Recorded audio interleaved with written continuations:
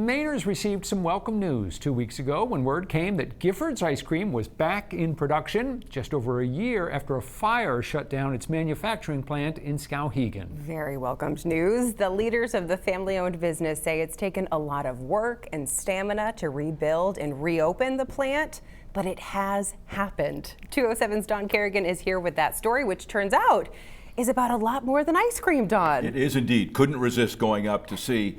The Gifford family has been making ice cream at that plant in Skowhegan for close to 50 years. And as good as their product is, the family say that the real reason for it is the skill and dedication of the people who work there. And it took all of them, family and employees, to bring Giffords back. Outside, disaster and memories are being torn away to make room for the future. Inside, it's a kind of rebirth, as Gifford's ice cream is once again being mixed, filled, and packed in Skowhegan. And how's the ice cream? Good. Tastes like it's supposed to? Yes, it is. It was Groundhog Day of 2023 when fire broke out in a wall of the plant. Fire that soon filled much of the old building with smoke. Lindsay Skilling, Gifford's CEO, says it was a very bad day. And looking at something that you've known your whole life, you know, up in flames. Lindsay and her brother, J.C. Gifford, grew up in the company their parents owned and now are running the family-owned business. A sister is in charge of marketing. And Lindsay says even on the day of the fire, seeing all of the emotion, there was no doubt the business would bounce back. And you're looking around at all of your extended family members and just seeing that their emotions and their support and the do whatever it takes mentality. Of course we're rebuilding. There's no way that we couldn't rebuild. This is our history. This is our family. JC, who is Chief Operating Officer, says it's about family and community. We're the fifth generation, and I used to joke around an awful lot in regards to there's no way that our generation can be the one to let down the previous generations. At first, they thought the plant could be running again by May, but soon realized the fire and smoke damage was far too extensive. Been a lot of work, tough year. Yeah, that is one way to put it. Yeah, it's been a tough year. Setbacks? Yeah, every single day. Every single day we had a hurdle. Fortunately, Giffords had some ice cream in storage that kept sales going, and they contracted with several out-of-state producers to make product for them. Not the same, of course. I didn't eat much ice cream last year at all. It just wasn't the same.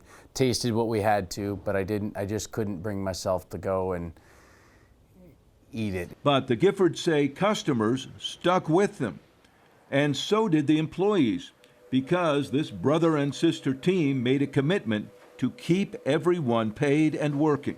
It's possible that not every company would do that. Very possible, yeah. We had been asked, if we planned to furlough them, lay them off. How could we? How could we do that? They have families.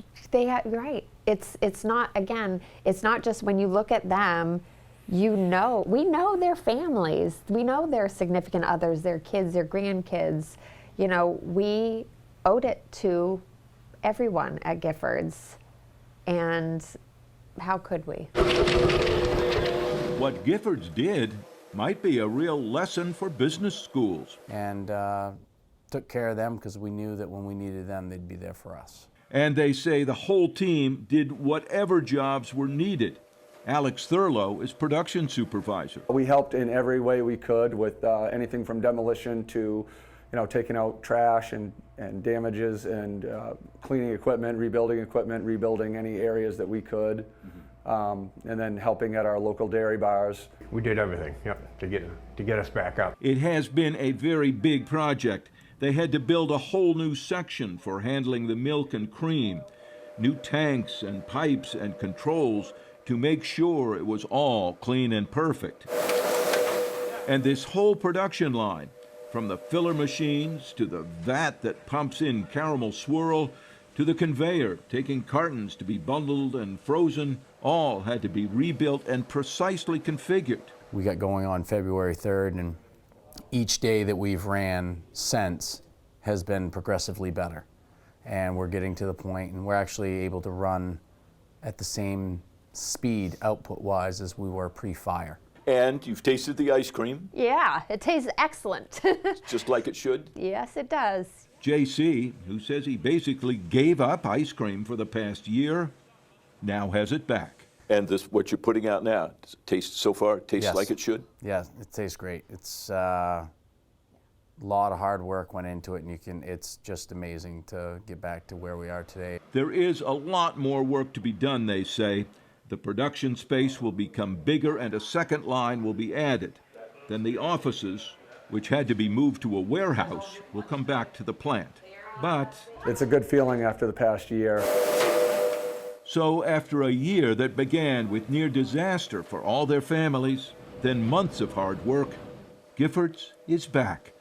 Once again, there is ice cream. There you go. Look good just coming out of the machine. J.C. Gifford says that the rebuilding, when it is finally done, will actually result in a more efficient plant than they had before the fire. And he says that is going to allow them to grow and add new products and maybe partnerships in the next couple of years to grow the business for the future. He said this year is getting their feet back under them and then getting everything ready. And he said 2026, there's going to be big things happening. Of course, wouldn't say what, and all he would tell me is there will be ice cream. We will. Stay there. tuned. Yeah. Thanks, Todd.